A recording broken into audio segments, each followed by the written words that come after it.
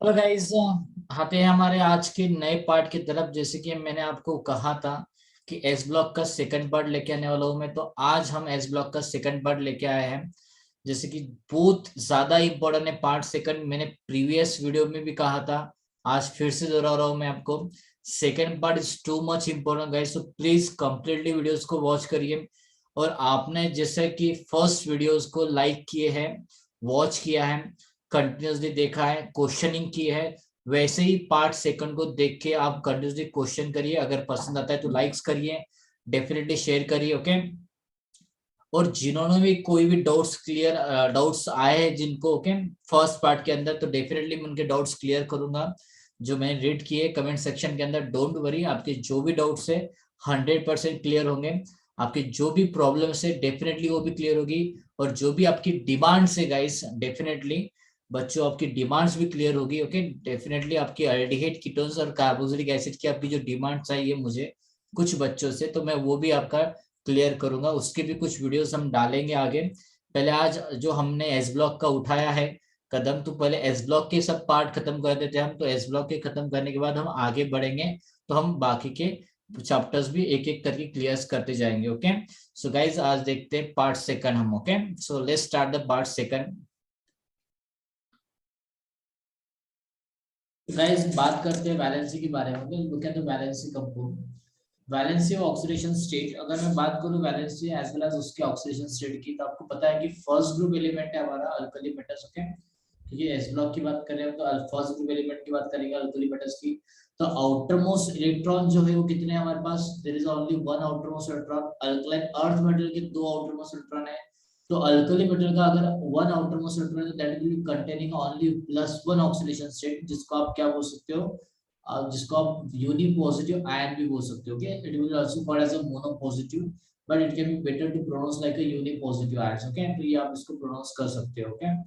तो सिंपल सा लॉजिक है। इनर्ट गैस कॉन्फ़िगरेशन इसका होता है, अगर मैं इलेक्ट्रॉनिक कॉन्फ़िगरेशन इसका देखूं तो आपको समझ में आएगा कि जैसे फॉर एग्जांपल सोडियम की बात करते हैं, electronic configuration of sodium, okay. 11 atomic number होता है इसका, आपको पता है अच्छी तरह से। 1s2, 2s2, 2p6, इस तरह से कॉन्फ़िगरेशन इसका। And then after the 2p6 के बाद अगर इसका कोई इलेक्ट्रॉनिक कॉन्फ़िगरेशन आता है तो आ जाता है 3s1 इलेक्ट्रॉनिक कॉन्फ़िगरेशन, ओके।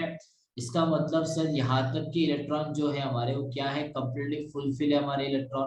और 2p6 इलेक्ट्रॉन किसके होते हैं आपके, आपको मालूम है यहाँ पे 6 + 4 हो गए 10, 10 + 2 हो गए आपके। That is just to minute hold on, okay. थोड़े से ज्यादा हो रहे इलेक्ट्रॉन्स। 1s2, 2s2। अगर मैं इसकी बात करूँ 1s2 की, तो ये आपका हीलियम का कॉन्फ़िगरेशन है। 2s2 आपका 1s2 2s2 कॉन्फ़िगरेशन आ जाएगा लिथियम, और उसके बाद वो मैग्नीशियम, एंड 2p6 आपका नियॉन का आ जाएगा। 6 + 2 8 9 10, and this is the 11th configuration, that is right, okay. ये आ रहा है सही आपका। 11 टोटल नंबर ऑफ इलेक्ट्रॉन्स आ रहे हैं आपके पास, okay. This is the sodium electronic configuration. अगर मैं इसका इलेक्ट्रॉन निकालूं तो कौन सा इलेक्ट्रॉन निकालना चाहोगे आप? आउटर मोस्ट इलेक्ट्रॉन निकालना चाहोगे, ओके। तो आउटर मोस्ट इलेक्ट्रॉन कहाँ पे एग्जिस्ट कर रहा है? ये 3s1 में निकालना है। मतलब सर हम जो इलेक्ट्रॉन निकालेंगे वो कहाँ से निकालेंगे? 3s1 से इलेक्ट्रॉन निकालेंगे। तो बचेगा क्या आपका? तो सोडियम के ऊपर बचेगा पॉजिटिव चार्ज, क्योंकि एक इलेक्ट्रॉन निकाल दिया आपने। एटॉमिक नंबर वही होगा 11, ऐसा नहीं कि एटॉमिक नंबर चेंज हो रहा है, because atomic number is not a electron number. Electron number क्या होते हैं आपके? टोटल नंबर ऑफ प्रोटॉन होते हैं गाइस, ओके। एटॉमिक नंबर जो होता है वो टोटल नंबर ऑफ प्रोटॉन होता है, don't be confuse in that, okay. वो चेंज नहीं होगा बिल्कुल भी। अब कॉन्फ़िगरेशन चेंज हो गया, 1s2, 2s2, 2p6 हो गया। और this is the electronic configuration जो कि काफी मच स्टेबल है। और ये इलेक्ट्रॉनिक कॉन्फ़िगरेशन किसका आपको पता होना चाहिए एग्जैक्टली किसका इलेक्ट्रॉनिक कॉन्फ़िगरेशन है? ये नोबेल गैस नियॉन का इलेक्ट्रॉनिक कॉन्फ़िगरेशन, नियॉन का। और नियॉन का इलेक्ट्रॉनिक कॉन्फ़िगरेशन क्या होता है? मच मोर स्टेबल होता है। इसीलिए हमने कहा है कि NH2 NP6 आपके outer most electronic configuration inert gases के फॉर्म होते हैं। जब भी आप अल्कली मेटल से या फिर अल्कलाइन मेटल से उसके इलेक्ट्रॉन निकालते हो, ओके, तो स्टेबल कॉन्फ़िगरेशन फॉर्म हो जाता है। तो इसी वजह से ये ऑक्सीडेशन स्टेट स्टेबल दिखाता है। अल्कली की +1 आ जाती है और अल्कलाइन अर्थ मेटल की +2 आ जाती है, जो हम आगे पढ़ेंगे, okay.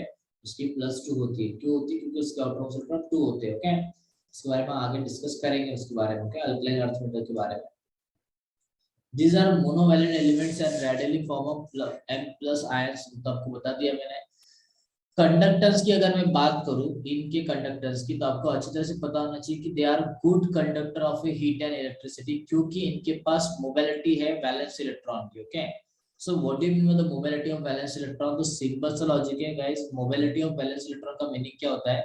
They are carrying a electrons. Okay, they are carrying a electron, जो इलेक्ट्रॉन कैरी करते हैं उसको हम क्या बोलते हैं? मोबिलिटी ऑफ इलेक्ट्रॉन्स बोलते हैं, and that is very much important. Okay, उनको हम बोलते हैं मोबिलिटी ऑफ इलेक्ट्रॉन्स, जो इजीली अनपेड इलेक्ट्रॉन कैरी करता है, और they can be moving from one atom to another atom, that is the called, उसको क्या बोलते हैं? मोबिलिटी ऑफ इलेक्ट्रॉन्स बोलते हैं। ओके, जो एक जगह से दूसरी जगह पे इजीली शिफ्ट हो जाए, okay, that is called mobility of electrons, unpaired electron. ऐसे मॉलिक्यूल गुड कंडक्टर्स होते हैं आपके। ओके, इस बात को याद रखना। हाइड्रेशन ऑफ आयंस के बारे में बात करेंगे। अल्कली मेटल्स आपके सॉल्ट्स आर आयोनिक होते हैं आपके, एक्सेप्ट लिथियम। क्यों एक्सेप्ट लिथियम बोल दिया मैंने? आपको फोकस करने के लिए बोला वहां पे एक्सेप्ट लिथियम की वजह से, मैंने डार्क भी किया वहां पे रेड लाइन से। क्यों, हम बाद में बात करेंगे। And soluble in water due to the fact that cations get hydrated by water molecule. Okay, आपको पता है कि आपके जो अल्कली मेटल्स थे, they are formation of a ions compound. Okay, वो एक सॉल्ट कंपाउंड फॉर्म करते हैं।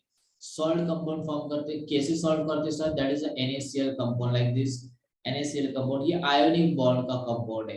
और अगर मैं NaCl को वाटर में डाल दूं, तो वाटर एक आपका क्या करता है? NaCl को डिसोसिएट कर लेता है इजीली Na+ और Cl- में। ऐसा क्यों करता है? क्योंकि आपका हाइड्रेट आयन, मतलब वाटर मॉलिक्यूल, खुद एक H+ और OH- के फॉर्मेट में होता है, तो इजीली वो दूसरे आयंस को भी ब्रेक करने लगाता है।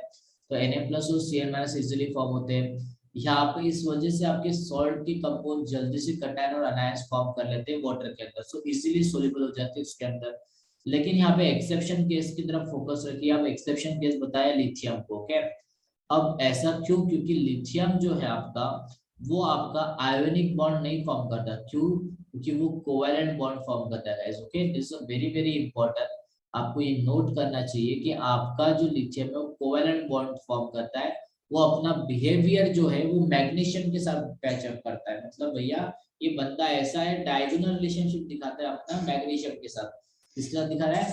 Diagonal relationship with the magnesium, that is the reason particularly ये अपना बिहेवियर की वजह से कोवेलेंट बॉन्ड फॉर्म करता है इंस्टेड ऑफ आयोनिक बॉन्ड। इसीलिए इसके कोई भी आयोनिक कंपाउंड एग्जिस्ट नहीं करते। कोई भी आयोनिक कंपाउंड एग्जिस्ट करते क्या? बिल्कुल भी नहीं। याद रखो इस बात को कि ये कोवेलेंट बॉन्ड फॉर्म करता है, आयोनिक बॉन्ड फॉर्म नहीं करता है। Okay, which of the following molecule does not form a ionic compound? Okay, astro ionic bond या आयोनिक कंपाउंड फॉर्म नहीं करता अल्कली मेटल में से, तो वो लिथियम होगा। ओके, इस बात को आपने याद रखना है, ठीक है, इंपॉर्टेंट है, इसको भूलना मत आपने। बढ़ेंगे हम आगे। The amount of heat released when 1 mole of ionic compound is dissolved in a large amount of water is called as a hydration energy. Listen carefully कि what is exactly hydration energy? The amount of heat released when 1 mole of ionic compound is dissolved in a large amount of water. अगर मैं 1 चम्मच नमक डाल रहा हूँ पानी के अंदर, 1 गिलास पानी के अंदर, या फिर 1 लीटर पानी के अंदर, क्योंकि लार्ज अमाउंट ऑफ वाटर बोला है, तो 1 लीटर पानी के अंदर डाल रहा हूँ, उसमें से कितनी आपकी एनर्जी बाहर रिलीज हो रही है? क्योंकि definitely this is exothermic reaction, तो एनर्जी बाहर निकलनी चाहिए। ओके, तो कितनी एनर्जी बाहर निकल रही है उसको हम क्या बोलते हैं? हाइड्रेशन एनर्जी, या फिर हीट ऑफ हाइड्रेशन बोलते हैं। क्या बोलते हैं उसको? हीट ऑफ हाइड्रेशन या हाइड्रेशन एनर्जी। जैसे कि सोडा में ये काफी होता है, आपके कॉमन सॉल्ट में तो नहीं होता, लेकिन अगर आप सोडा में देखो तो ये मोस्टली होता है। जैसे सोडा जो होता है, आपको पानी लिया आपने, उसके अंदर सोडा डाल दिया, आप देखते होगे कि मोस्टली सोडे में जैसे डालता है उसमें से बबल्स निकलते हैं कार्बन डाइऑक्साइड के। बबल्स जो निकलते हैं क्या निकलते हैं? एनर्जी के साथ निकलते हैं। तो एनर्जी जहां बाहर गिर रही है, तो कौन सी एनर्जी होगी सर? हाइड्रेशन एनर्जी होगी वो, and that process is a exothermic process. Okay, that is very very important. Smaller the size of the cation, ये स्टेटमेंट काफी इंपॉर्टेंट है, इसके ऊपर 100% से क्वेश्चन बनते हैं।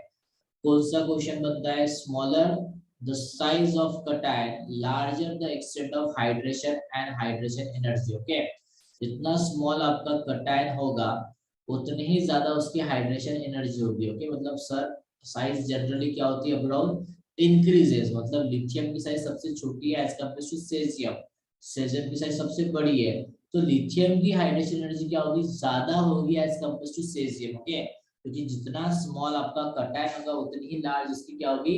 हाइड्रेशन एनर्जी होगी। इस बात को आपको याद रखना है। ओके, आई होप सो ये आपको समझ में आ गया। Smaller the size of cation, larger the hydration energy. Okay, मतलब इनवर्सली प्रोपोर्शनल साइज के इक्वेशन के अंदर ये। ओके, इंपॉर्टेंट स्टेटमेंट था ये। The alkali metals ion exist as a hydrogen ion। आपके अल्कली मेटल्स जो है वो एग्जिस्ट करते हैं हाइड्रोजन आयन के अंदर। पहली बात तो हमने बात की थी कि they are vigorously react with the water molecule. Okay, ये तो सही है, लेकिन जब भी ये वाटर्स के कांटेक्ट में आते हैं तो अपना इलेक्ट्रॉन रिलीज कर देते हैं, और इलेक्ट्रॉन रिलीज करते तो ये क्या फॉर्म करते हैं, आयंस फॉर्म करते हैं वाटर के साथ। Okay, so look at the ions किस तरह से कर रहा है, मेटल के ऊपर पॉजिटिव आ रहा है और number H2/X molecule aqueous solution में फॉर्म कर रहा है। Okay, in aqueous solution conductivity increases lithium to cesium। definitely conductivity के बारे में बताया गया है, not a hydration के बारे में। ओके, कंडक्टिविटी में क्यों बताया गया कि sir size of the atom increases, तो डेफिनेटली वो जो unpaired electron outer most orbit का है उसका नेचर न्यूक्लियस के साथ काफी डिस्टेंस बढ़ने की वजह से कमजोर हो रहा है, और वो बंदा जो बाहर खड़ा है आउटर मोस्ट में उसका क्या हो रहा है, वो अपने रैंडमली मजे से घूम रहा है। अगर वो मोबाइल इलेक्ट्रॉन मजे से घूम रहा है तो क्या करेगा, इजीली कंडक्ट करेगा इलेक्ट्रिसिटी को। इसलिए जितना बड़ा साइज होगा एटम का उतना अच्छे से वो इलेक्ट्रिसिटी कंडक्ट कर पाएगा।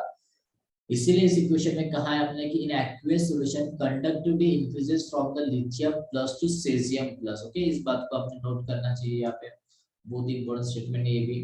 ओके, बढ़ेंगे आगे। It is because of the decrease in the size of hydrated cations from lithium to caesium. इसका रीजन क्या बताया, क्योंकि साइज डिक्रीज हो रही है हाइड्रेटेड कैटायंस की फ्रॉम लिथियम से लेके तो सेजियम तक। ओके, क्योंकि सेजियम से लिथियम से लेके सेजियम से size of the cation decrease होते हैं, हाइड्रेशन एनर्जी आपकी लिथियम को ज्यादा लगेंगी, जो कि आपने पढ़ा था अभी। Okay, the size of the lithium, देखो लुक एट दैट वैल्यूज आपको डायरेक्टली दी है यहाँ पे, वैल्यूज लर्न नहीं करना है but is just for the understanding आपको दिया है। साइज ऑफ द लिथियम दिया है H2/X दिया है विद कंटेनिंग पॉजिटिव चार्ज, जिसकी वैल्यू दी है 3.40 एंगस्ट्रॉम। एंड सेजियम दिया है आपको H2/Y with containing positive charge, that is equal to 2.28 angstrom. इस तरह से आपको ये वैल्यूज दी गई है, that is very very much important. तो सेजियम की काफी कम है और आपकी लिथियम की काफी ज्यादा वैल्यूज दी है। Okay, the order of hydration enthalpies of alkali metals ion is, okay, the hydration enthalpies की alkali metal की ions क्या होगी, सिंपल से लिथियम की ज्यादा होगी, सेजियम की सबसे कम होगी। ये तो हमने स्टार्टिंग में ही पढ़ लिया था। ओके, ये आपको अच्छे से समझा है। तो रिलेटिव आयोनिक रेडियस क्या होगी फिर आपकी, तो डेफिनेटली सेजियम की ज्यादा होती है, due to the atomic size अगर ज्यादा है तो डेफिनेटली आयोनिक रेडियस भी क्या होगी, इसकी ज्यादा होगी। ओके, इसके ऊपर आपको याद रहना चाहिए, इंपॉर्टेंट स्टेटमेंट था। relative ionic radius in water और relative degree of hydration energy की अगर बात करें तो लिथियम की ज्यादा होती है सोडियम से, पोटेशियम से, रुबिडियम से, सेजियम से, क्योंकि ionic radius of the lithium is a very small, than that is the reason hydration degree of hydration and hydration energy of the lithium is a very high। okay, ये हमारा reason है, note करना है आपको। lithium plus has a maximum degree of hydration and for this reason lithium salt are mostly hydrated। Listen the question carefully, lithium plus has a maximum degree of hydration। lithium plus जो दिया आपको वो maximum degree of hydration दिखा रहा है आपका, and for this reason lithium salts are mostly hydrated। okay, इसी वजह से क्या होते हैं, जबकि salt easily hydrated हो जाते हैं। okay, I'm not talking about the completely soluble but I'm talking about the easily hydrated हो जाते हैं। okay, that is not having an ionic bond, this is a covalent bond between the lithium and halogen। okay, important statement है। reactivity के बारे में बात करेंगे। these are highly reactive metals, reactivity increases down the group, जो कि बढ़ रही है reactivity, as they vigorously react with the air and water, they are stored in the inert solvent like a kerosene।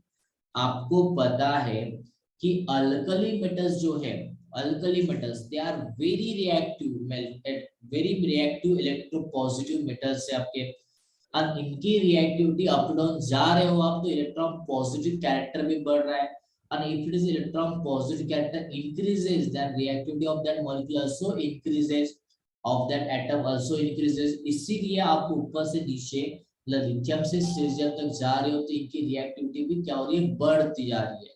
क्या हो रही है, रिएक्टिविटी बढ़ती जा रही है, and that is the most important thing in this equation। तो अगर सर ये रिएक्टिविटी बढ़ रही तो फिर हम क्या करें? मतलब मानो हमको सेजियम को स्टोर करना है तो हम क्या उसको एयर में रख दें? बिल्कुल भी नहीं। ये एयर के कांटेक्ट में ऑक्सीजन के कांटेक्ट में आ जाएगा, मॉइस्चर के कांटेक्ट में आ जाएगा। सो फिर हम इसको स्टोर करते हैं ऑयल के अंदर। तो ऑयल कौन से होते हैं? कुछ सॉल्वेंट है हमारे पास, जस्ट लाइक केरोसिन ऑयल है हमारे पास, उसके अंदर हम उसको स्टोर करते हैं इजीली। ओके, आप सो यू कैन अंडरस्टैंड कि हम इसको स्टोर कहाँ पे करते हैं। Lithium is stored by properly packing in paraffin bags coated papers in the kerosene. Okay, lithium अगर बात करूं मैं तो वैसे तो लेस रिएक्टिव है आपका, लेकिन फिर भी लिथियम तो रिएक्टिविटी का तो दिखाएगा, तो हम श्योरली उसको स्टोर करना पड़ेगा हमको उसको भी। तो हम इसको पैराफिन बैग्स में स्टोर करते हैं। आपको पैराफिन बैग्स क्या होता है ये लैबोरेटरी में अच्छी तरह से पता चलेगा, जिसमें हम बॉइलिंग पॉइंट निकालते हैं उसको हम पैराफिन बैग्स बोलते हैं। ओके, बॉइलिंग पॉइंट का जो होता है ना जेल जिसके अंदर हम निकालते हैं उसको पैराफिन बैग्स बोलते हैं। That will be coated papers in the kerosene. Okay, उसमें भी हम लिथियम को स्टोर करते हैं। आगे की बात करते हैं हम एक्शन विद ऑक्सीजन, मतलब ऑक्साइड किस तरह से फॉर्म करते हैं। ओके, आपको डेफिनेटली मैंने आपको तीन टाइप के ऑक्साइड पता होने चाहिए, आपको बताया था मैंने इसके पहले भी। तीन टाइप के ऑक्साइड होते हैं जनरली। एक होता है सर नॉर्मल ऑक्साइड कंपाउंड, एक होता है आपका पर ऑक्साइड कंपाउंड, और एक होता है सुपर ऑक्साइड कंपाउंड। और ये तीनों टाइप के ऑक्साइड जो है आपको ये अल्कली मेटल्स में देखने को मिलते हैं। That is very very important guys. Okay, तीन टाइप के ऑक्साइड, नॉर्मल ऑक्साइड, पर oxide and the third one is super oxide. ये तीनों भी टाइप के जो ऑक्साइड है आपको वो अल्कली मेटल्स में देखने को मिलेंगे। Now, how to identify कि which one is a superoxide, which one is a peroxide and which one is a normal oxide? इसके लिए आपको उसके formulas learn करने पड़ेंगे with oxidation state. Okay, when alkali metals are exposed to air, the outer surface is a tarnished and it is due to the formation of a oxide layer on its surface. Okay, जो कि react होता है। तो look at that one, मैंने आपको सब दिया है यहाँ पे। When alkali metals are heated in air, मतलब lithium mainly क्या करता है? Li2O फॉर्म करता है guys. This is the very very important. Okay, यहाँ पे आपने फोकस रखना है कि Li2O फॉर्म कर रहा है आपका कौन? लिथियम। तो सर मतलब मैं अगर इसको लिखूं तो मुझे कैसे याद रखना पड़ेगा? ये सिंपल ऑक्सीजन है जिसके ऊपर -2 चार्ज है, तो ये आपका नॉर्मल ऑक्साइड कंपाउंड है गाइस। कौन सा? आपका नॉर्मल ऑक्साइड, मतलब अकेला लिथियम है जो नॉर्मल ऑक्साइड फॉर्म कर रहा है। ओके, और ये बात आपको बिल्कुल दिमाग में बिठा लेनी है कि सुपर ऑक्साइड कौन फॉर्म करते हैं sir? Mostly highest atomic size वाले कंपाउंड सुपर ऑक्साइड फॉर्म करते हैं, just like potassium, rubidium and caesium. Okay, last और सेकंड सोडियम का, तो ये बंदा आपका मेनली कौन सा फॉर्म करता है? पर ऑक्साइड फॉर्म करता है। Na2O2 कंपाउंड है, तो इसको कैसे याद रखोगे सर? O2 है, O2 के ऊपर -2 चार्ज है। पहला वाला देख लो, एक सिंगल ऑक्सीजन के ऊपर -2 था, यहाँ पे दो ऑक्सीजन के ऊपर -2 है। ओके, जो कि एक पर ऑक्साइड कंपाउंड है गाइस। क्या है आपका? पर ऑक्साइड कंपाउंड है। Very very important question. Okay, ये काफी बार पूछे जाते हैं। और रहा सवाल हमारे अदर सुपर ऑक्साइड कंपाउंड का, तो ये बंदे देखोगे आप केयरफुली, तो एक ही आपका अल्कली मेटल है और साथ में दो ऑक्सीजन अटैच हुए हैं। मतलब बंदे O2 के साथ अटैच हुए एक ही आपका अल्कली मेटल। तो O2 कितना कैरी कर रहा है? सिंगल इलेक्ट्रॉन कैरी कर रहा है, जिसको हम क्या बोलेंगे? सुपर ऑक्साइड बोलेंगे। क्या बोलेंगे? Super oxide. सुपर काम ही कर रहा है तो सुपर ऑक्साइड ही नाम देना पड़ेगा। ओके, सुपर ऑक्साइड नाम दिया हमने इसको। That is very very important. Okay, very very important. Super oxide very very important question. Okay, इसको बिल्कुल नोट करके रखो, ये चीजें आपको पता होनी चाहिए बिल्कुल कि O2 के ऊपर माइनस चार्ज आ रहा है एक सिंगल, तो उसको हमने सुपर ऑक्साइड का नाम दिया है। O2 के ऊपर -2 चार्ज आ रहे तो हमने उसको पर ऑक्साइड का नाम दिया है। और बेचारे अकेले O के ऊपर -2 जो कि काफी ज्यादा स्टेबल है, तो वो नॉर्मल ऑक्साइड के अंदर आता है आपका। ओके, आपसे got the particularly concept this one. Okay, तो वेरी वन चलेंगे आगे हम। Sodium forms monoxide in limited supply of air. अगर सोडियम की रिएक्शन की जाए लिमिटेड सप्लाई ऑफ एयर में, तो ये डेफिनेटली आपका फॉर्म कर सकता है आपका ऐसा कंपाउंड जो कि हम बोल सकते हैं कि मोनोऑक्साइड है। ओके, लिथियम की दिखाई ये रिएक्शन सोडियम के स्टेट पे, तो Li2O2 के Li2O फॉर्म कर रहा है आपका।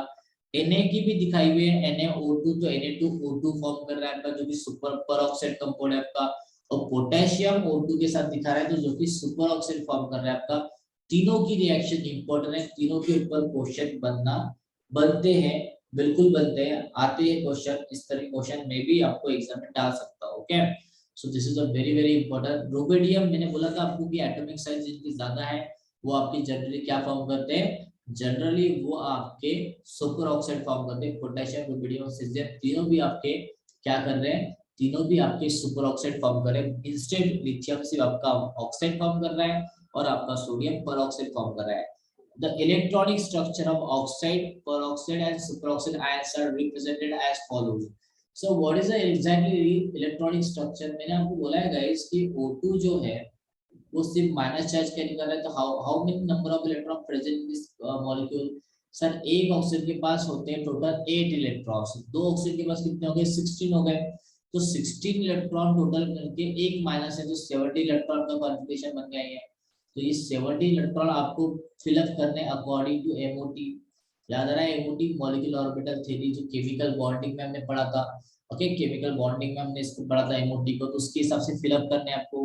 अगर मैं परऑक्साइड की बात करूं तो परऑक्साइड में तो O2 है, बिल्कुल O2 है, मैं नहीं बोल रहा कि नहीं है, लेकिन 2 माइनस चार्ज है। 2 माइनस मतलब 2 है नेगेटिव। तो ये टोटल नंबर ऑफ इलेक्ट्रॉन कितने हो रहे हैं, 80 इलेक्ट्रॉन हो रहे हैं। ये भी आप फील कर सकते हो जस्ट लाइक अ एमओटी में जैसे फिल किए थे आपने एमओटी में। याद रखना ये मॉलिक्यूल चल रहा है, कोई एटम की स्टडी नहीं चल रही है, मॉलिक्यूल की स्ट्रक्चर, मॉलिक्यूल की स्टडी चल रही है। एमओटी में भी आप इसको फिल कर सकते हो। रहा सवाल इस O2 का, तो O2 के ऊपर सिर्फ माइनस चार्ज है, तो ये 60 ऑलरेडी 16 है, ये 17 है। ओके सॉरी, यहाँ पे आपका रुबिडियम O2 कंपाउंड है और माइनस चार्ज ये आपका ये सिंगल है। ओके ये सॉरी सिंगल है, इसको आप 17 नहीं पकड़ सकते। सिंगल ऑक्सीजन है आपका, सिंगल ऑक्सीजन कितना चार्ज कैरी करता है आपका 8 और एक 9, तो 9 इलेक्ट्रॉन आपका फिलअप करता है। लेकिन 9 इलेक्ट्रॉन का मॉलिक्यूल हम एमओटी में कंसीडर नहीं करते, क्योंकि गाइस ये एक कोई मॉलिक्यूलर नहीं है, ये एक एटम है और एटम को हम मॉलिक्यूलर ऑर्बिटल में कंसीडर नहीं करते। You can consider this one is VBT में कंसीडर कर सकते हैं आप, लेकिन इसमें नहीं कर सकते। तो ये यहाँ पे आ रहे हैं 70 इलेक्ट्रॉन, तो इसको आप बिल्कुल एमओटी में कंसीडर करो। ठीक है, इसको आप एमओटी में कंसीडर बिल्कुल कर सकते हो, नो डाउट कि एमओटी में नहीं आएगा, बिल्कुल आएगा मॉलिक्यूलर ऑर्बिटल थ्योरी के फॉर्मेट में। मूव ऑन करेंगे आगे इक्वेशन में, हम थोड़ा सा देखो आगे क्या होता है। इसके स्ट्रक्चर दी हुई आपको, जो कि आपको आंखों के सामने, इसके पहले भी हमने इसके स्ट्रक्चर डिस्कस किए हैं कंप्लीट लेक्चर में। ये तो हमारे सिनॉप्सिस चल रहे थे, इसमें दिख रहा है आपको एक सिंगल ऑक्सीजन -2 कैरी कर रहा है, तो number of lone pair with containing a negative charge. एक O2 मॉलिक्यूल -2 कैरी कर रहा है, तो नेगेटिव लोन पेयर के साथ आपके नेगेटिव चार्ज भी है। और एक बंदा O2 with single negative charge carry कर रहा है, इस तरह से इसको स्ट्रक्चर को रिप्रेजेंट किया जाता है। Okay guys, this is very important. Their oxide dissolve in water to give a strong basis, right? This is very very important. इस बात को याद रखना कि अगर मैं अल्कली के ऑक्साइड को वाटर में डाल दूं तो मुझे मिलेंगे strong bases, just like a sodium hydroxide, potassium hydroxide, rubidium hydroxide, caesium hydroxide, इस तरह के कंपाउंड मुझे मिलेंगे। आपको दिख रहा है सामने, सोडियम ऑक्साइड की रिएक्शन हमने वाटर में डाल दी तो सोडियम हाइड्रोक्साइड फॉर्म हुआ, वेयर एज उसको हमने ब्रेक करके देखा तो Na+ एंड OH- वहां पे आपका फॉर्म हो रहा है। That is important compound, very strong base है आपका, क्योंकि OH- फॉर्म कर रहा है, and OH- act as a base according to what, according to Arrhenius theory. Okay, हमको पता है अच्छी तरह से, ये भी आपको बोलने की बात नहीं है। Oxide can be neutralised bye acid, ये जो ऑक्साइड से आपके इसको न्यूट्रलाइज किया जा सकता है बाय यूजिंग एसिड कंपाउंड। कैसे? Na2O को हम HCl में डाल देंगे तो क्या मिल जाएगा, salt, NaCl + H2O। NaCl is salt और H2O तो आपका सॉल्वेंट है, तो दोनों का सॉल्टी वाटर बन गया, तो क्या बन गया है, न्यूट्रलाइज कंपाउंड बन गया, ना ही एसिड ना ही basic. Okay, peroxide is or the salt of H2O2, there are metal peroxide will be QH2O2 or react with the water or dilute acid। उन्होंने कहा है कि अगर peroxide का आप यूज करते हो ऑक्साइड का, तो आपको सॉल्ट मिलता है, मिलेगा by using a H2O2 compound, and therefore the metal peroxide will be QH2O2 or react with the water or dilute acid। okay, इसलिए आपको पेरोक्साइड के साथ H2O2 का कॉम्बिनेशन दिया है यहाँ पे। Okay, look at the reaction, Na2O दिया आपको, ट्वाइस H2O दिया है यहाँ पे, and then used twice NaOH compound H2O। Okay, this is the important कि आपको ये पता होना चाहिए कि जो लास्ट में दिया गया है वो H2O2 होना चाहिए, not a H2O compound, H2O2 होना चाहिए, उसको आपने थोड़ा सा कर लेना adjust. Concentrated peroxide solution will give the O2 on reaction water। Listen carefully. Concentrated peroxide solution will give the O2 on reaction with water. Concentrate peroxide मतलब कौन सा सर, जिसके अंदर हम एसिडिक कंडीशन ज्यादा होगी। इन शॉर्ट में sir वो कॉन्सेंट्रेशन ज्यादा होगा जिसकी हम बात कर रहे हैं। तो कॉन्सेंट्रेट peroxide Na2O2 कंपाउंड में अगर वाटर में डाल दिया जाए तो O2 रिलीज करता है। इसीलिए हम कहते हैं कि sometime it is also known as the oxidizing agent. Okay, ये चीजें बहुत इंपॉर्टेंट होती हैं। Na2O2 forms octahedral crystal. जो आपका सोडियम ऑक्साइड है वो ऑक्टाहेड्रल क्रिस्टल फॉर्म करता है। कौन सा फॉर्म करता है? वो ऑक्टाहेड्रल क्रिस्टल फॉर्म करता है। Look at the structure of octahedral crystal Na2O2 dot 8H2O compound. Important है वहां पे डॉट H2O को करना, क्योंकि आपको क्वेश्चन पूछा जाएगा वहां पे कि नंबर ऑफ कितने मॉलिक्यूल वाटर के साथ होते हैं ऑक्टाहेड उसके पर्टिकुलरली Na2O2 के फॉर्मेट में क्रिस्टल में उसके कितने होते हैं, तो आपको आएगा question. Na2O2 is also known as the ozone. Sodium oxide is also known as the ozone, guys. Okay, this is the example. Sorry, oxone है. I'm extremely sorry for that. ये by mistake मेरा हो गया है। oxone है यहाँ पे दीवार। ओके, क्या दिया आपको यहाँ पे? ऑक्सोन बताया गया है। तो यहाँ पे जो हुआ है किस तरह से क्वेश्चन पूछा गया है, एग्जैक्टली देखो किस तरह से पूछा है। Na2O2 is also known as ऑक्सोन। इसको क्या बोलते हैं? हम ऑक्सोन बोलते हैं गाइस। क्या बोलते हैं? इस बात को याद रखना। We call as oxone guys. क्या कहते हैं उसको? ऑक्सोन बोलते हैं। ठीक है ना, this is the important word. Oxone का ऑक्सोन बोलते हैं इसको Na2O2 को। आएगा आपको ये भी क्वेश्चन, काफी इंटरेस्टिंग फॉर्मेट में एक्सप्लेनेशन दिया है, तो डेफिनेटली आना तो चाहिए इस क्वेश्चन को। Even K2O2 can be used to the same purpose. Generally हमारा पोटेशियम नहीं यूज करते थे हम, क्योंकि पोटेशियम आपका क्या फॉर्म करता है? वो सुपर ऑक्साइड फॉर्म करता है। लेकिन हमने यूज किया K2O2 can use to for the same purpose and it is much better than the Na2O2, क्योंकि मैंने आपको पहले भी बोला है कि पोटेशियम की प्रॉपर्टीज जो है वो सोडियम के कंपैरिजन में काफी बेटर है, because potassium is more basic in the nature as compared to sodium. Okay, इसलिए पोटेशियम की जो जो प्रॉपर्टी हम अप्लाई करते हैं वो सारी की सारी प्रॉपर्टी सोडियम से कई गुना ज्यादा बेटर होती है। ओके, तो K2O2 can be used for the same purpose and it is much better than the Na2O2 compound. Okay, sodium oxide से काफी बेटर है आपका K2O2 इस पर्पस के लिए। Na2O2 can be used as a oxidizing agent. Listen carefully. Sodium oxide जो दिया है मतलब peroxide compound can be use as oxidizing agent also. हम इस बंदे को ऑक्सीडाइजिंग एजेंट बोल के भी यूज कर सकते हैं। किसको? O2 2 माइनस मतलब Na2O2 को एज ऑक्सीडाइजिंग एजेंट बोल के भी हम इसका यूज कर सकते हैं। Superoxide are colour, listen carefully, superoxides are colour and paramagnetic. क्या क्वेश्चन आ रहा है सुन लो पहले। सुपर ऑक्साइड आर कलर, आपके जो सुपर ऑक्साइड होते हैं जो कौन से?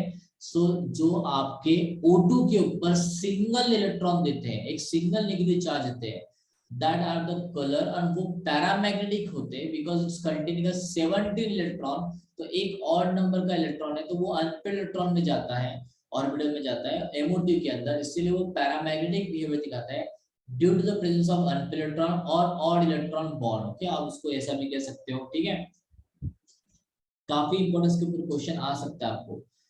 The bond order in the super oxide जो निकाले जाती है टोटल एंटी बॉन्डिंग ऑर्बिटल को हम टोटल निकालते हैं 1.5 करके, उसकी जो बॉन्ड ऑर्डर निकालते हैं तो वो कितनी आती है गाइस? इसकी 1.5 आती है। आप केमिकल बॉन्डिंग में पढ़ाया गया है कि किस तरह से आपको एंटी बॉन्डिंग और बॉन्डिंग से आपको निकालनी होती है आपकी बॉन्ड ऑर्डर। तो इस तरीके से हम इसको निकालेंगे।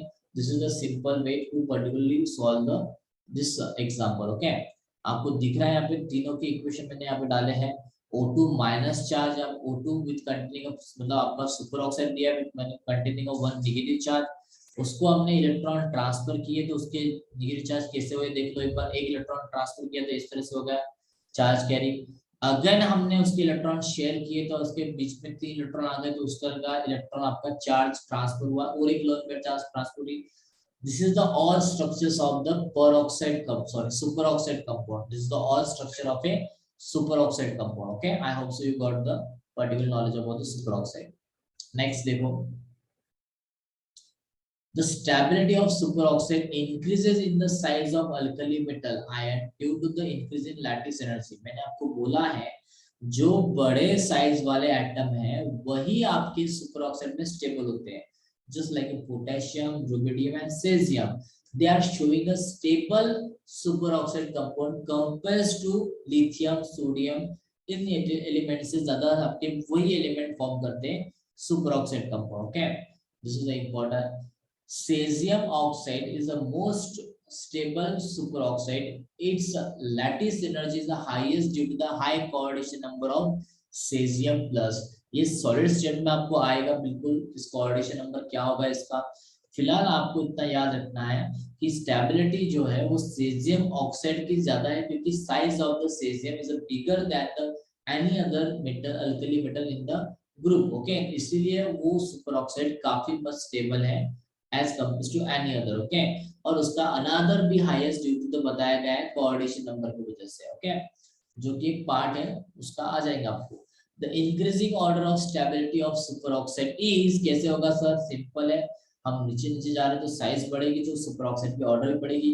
स्टार्टिंग के एलिमेंट तो सुपरऑक्साइड दिखाती नहीं है लेकिन हमको ऑर्डर में दिखाना है इसलिए हमने दिखा दिया. ओके, तो इस तरह से ये ऑर्डर बन जाती है आपकी. ओके, मूव ऑन करेंगे. Look at the table. आपको दिए अल्कली मेटल एक साइड में दिए मोनोऑक्साइड. सबके सब मोनोऑक्साइड फॉर्म करे with colour compound. Peroxide compound आपका सोडियम के नीचे ही फॉर्म करते हैं. सुपर ऑक्साइड जो है वो सिर्फ पोटेशियम, रुबिडियम और सेजियम में फॉर्म करते हैं. And then they are rubidium and caesium showing a colour in that compound. Peroxide doesn't showing any colour compound. तो आपको दिख रहा है कोई कलर दिखाया नहीं गया है. Monoxides all are the colours compound. Lithium, sodium, potassium तीनों भी व्हाइट है. सिर्फ रुबिडियम और सेजियम ही आपके येलो और ऑरेंज में होते हैं. मोनोऑक्साइड के बारे में बात कर रहा हूँ. पर oxide doesn't contain any colour और वो आप अच्छी तरह से मैनेज कर सकते हो उसको किस तरह से लिखना है. सुपर ऑक्साइड की बात करूं तो सिर्फ पोटेशियम, रुबिडियम, सेजियम ही दिखाते हैं. उसमें से भी रुबिडियम और सेजियम ही आपका ब्राउन और ऑरेंज कलर दिखाते हैं रिस्पेक्टिवली. ओके, इस बात को टेबल को स्क्रीनशॉट निकाल के स्टोर करके रखो, लिख लेना. Okay, very important. Second stable आ रहा है आपके सामने. नेम ऑफ ऑक्साइड दिया है, फॉर्मूला दिया है आपको. ओके, वहां पे वो भी दिया है आपको. ऑक्सीडेशन नंबर ऑफ ऑक्सीजन दिया है, number of valency in oxide ion दिया है, मैग्नेटिक नेचर दिया और कलर दिया है आपको. ओके, नेम ऑफ ऑक्साइड है आपके पास मोनोऑक्साइड जो कि इंपॉर्टेंट है आपका. तो मोनोऑक्साइड आपका MO2 फॉर्म करता है, पर ऑक्साइड M2O2 और सुपर ऑक्साइड MO2 फॉर्म करता है. ओके, आपका यहाँ पे थोड़ी मिस्टेक हुई है तो सुपर ऑक्साइड का मैं थोड़ा मैनेज कर लेता हूँ. यहाँ पे जो आपका जिसे हमने प्रीवियस में पढ़ा था कि आपका जो मॉलिक्यूल है वो क्या फॉर्म करता है आपका मेटल एटम. आप देख लीजिए यहाँ पे हम don't be mistake in that. Okay, यहाँ पे क्या हो रहा है आपका Li2O फॉर्म हो रहा है. तो यहाँ पे गलती से उन्होंने क्या कर दिया, यहाँ पे MO2 कर दिया. तो ये गलत हो गया ना कहीं हमारा. ये मोनोऑक्साइड नहीं है, यहाँ पे क्या हो जाएगा M2O हो जाएगा गाइस. ओके, M2O हो जाएगा. तो प्लीज इसको सुधार लेना, M2O कर लेना इसको. तो ये आपका फॉर्मूला होगा मोनोऑक्साइड का जो कि -2 चार्ज कैरी कर रहा है. और ये आपका एक ऑक्सीजन की बात कर रहे हैं ना, तो एक ऑक्सीजन -2 कैरी कर रहा है. और यहाँ पे अगर मैं बात करूँ तो सिर्फ -1 आ रहा है इसके ऊपर. तो एक ऑक्सीजन कितना कैरी कर रहा है सर, हाफ कैरी कर रहा है एक ऑक्सीजन. ओके, और number of valencies in the oxide ion देखेंगे तो valencies in the oxide ion ये आपको लर्न करना पड़ेगा, याद रखना पड़ेगा. इसकी कितनी होती है 10, इसकी होती है 18, इसकी होती है 17. ओके, मैग्नेटिक नेचर की बात करूं मैं तो आपको बताना चाहिए कि sir total number of electron अगर काउंट किया जाए, मैंने जैसे काउंट किया इसके O- के, तो ये डायमैग्नेटिक नेचर दिखाता है क्योंकि वो MO2 के थ्रू नहीं आएगा, वो सिर्फ अपने नॉर्मली बॉन्ड ऑर्डर के थ्रू आएगा. कैसे 8 9 अगर मैं बात करूं कितने हैं आपके ऑक्सीजन के होते हैं sir, total number of atomic number 8 है और 9 और 10 इलेक्ट्रॉन है. 10 इलेक्ट्रॉन के अगर कॉन्फ़िगरेशन में देखो तो इसका आपका आता है बॉन्ड ऑर्डर 2 आ जाता है आपका और डायमैग्नेटिक नेचर आ जाता है आपका. ओके, तो it's very simple way to calculate that one. Okay, it is not too much difficult. हमने वो टेबल ड्रॉ भी किया है शॉर्टकट ट्रिक्स का. ओके, अगर नहीं आता है तो आप डिस्क्रिप्शन में जाके भी देख सकते हो, मैं डाल दूंगा डिस्क्रिप्शन में. ओके, एक बार चेक कर लेना आपने. डायमैग्नेटिक नेचर है और इसका कोई कलर नहीं है guys. Okay, doesn't have any colour. मतलब कलर कंपाउंड मोनोऑक्साइड पेरोक्साइड से फॉर्म ही नहीं करते. करता कौन है, सुपर ऑक्साइड से. कौन सा कलर करता है वो भी आसान हो गया याद रखने के लिए, ऑरेंज कलर होता है, ऑरेंज कलर. ओके, डायमैग्नेटिक आपके पेरोक्साइड जो होते हैं, they containing 18 number of valency in the oxide ion. Okay, और आपकी बात करते हैं हम इसकी तो सुपर ऑक्साइड की तो 17 नंबर ऑफ वैलेंसी कैरी करता है, -1.5 चार्ज कैरी कर, यहाँ पे माइनस साइन है, ओके माइनस साइन है, दिख नहीं रही है फिर भी माइनस साइन है वहां पे, क्योंकि -1 कैरी कर रहा है तो एक, अगर -1 दो अगर -1 कैरी कर रहा है तो एक कितना करेगा, -1/2। और ये मैग्नेटिक नेचर क्या है, पैरामैग्नेटिक है आपका, क्योंकि अनपेड इलेक्ट्रॉन होता है, 17 इज ऑड नंबर, तो अनपेड इलेक्ट्रॉन है इसके अंदर, बिल्कुल है, बिल्कुल होगा, और वो आपके पाई ऑर्बिटर में जाएगा, जाएगा तो वो पैरामैग्नेटिक नेचर दिखाएगा, ओके। आपसे you got the knowledge about the all about the thing, okay. बढ़ेंगे आगे।